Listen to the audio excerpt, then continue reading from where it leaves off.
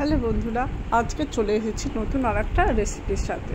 আজ বানাবো হেলেঞ্চা শাকের বড়া। তার জন্য হেলেঞ্চা শাক নিয়ে নিয়েছি আর ডালটাকে আগে থেকে ভিজিয়ে রেখেছি। তোমরা এখানে কেউ চাইলে বেসন ইউজ করতে পারো। এরপর শাকটাকে খুব ভালোভাবে বেছে নিয়েছি, একটা একটা করে নিয়ে শাকটা যতটা পেরেছি কুচো করার চেষ্টা করেছি, করে কেটে আমি চুবড়িতে তুলে ভালোভাবে জল ঝরিয়ে রেখে দিয়েছি।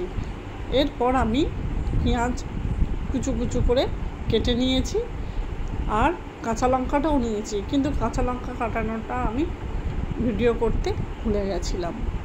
আর যে ডালটা ভিজিয়ে রেখেছিলাম সেই ডালটা আমি পেস্ট করে নিয়েছি।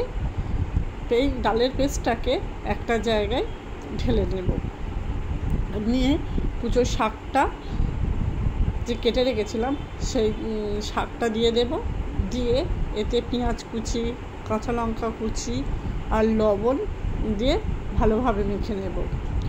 আর আমি ভুলে গেছিলাম, তাই পরে হলুদ গুঁড়ো, কালো জিরে আর একটু লঙ্কা গুঁড়ো অ্যাড করেছি।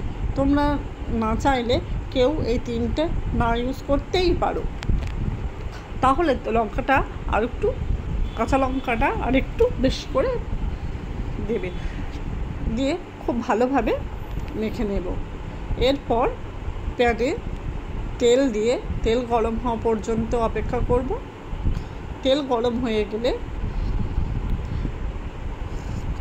শাকটাকে বড়ার আকারে দিয়ে ভালোভাবে ভেজে নেব, এপিট ওপিট করে লাল লাল করে ভেজে নেব। একদিক হওয়া পর্যন্ত অপেক্ষা করব। একদিক হয়ে গেলে প্রত্যেকটা উল্টে দেব, দিয়ে আর এক দিক হওয়া পর্যন্ত অপেক্ষা করব। এগুলো হয়ে গেলে একটা পাত্রে তুলে নেব, নিয়ে এগুলো গরম ভাতের সাথে পরিবেশন করব। গরম ভাতের সাথে এই হেলেঞ্চা শাকের বড়া খুব ভালো লাগে। তোমরা হেলেঞ্চা শাককে কে কী নামে চেনো, আর হেলেঞ্চা শাকের আর কি রেসিপি তোমরা জানো আমাকে কিন্তু জানাতে ভুলো না। আমি হেলেঞ্চা শাকের আরেকটা রেসিপি জানি, পরে সেটা তোমাদের সাথে শেয়ার করব।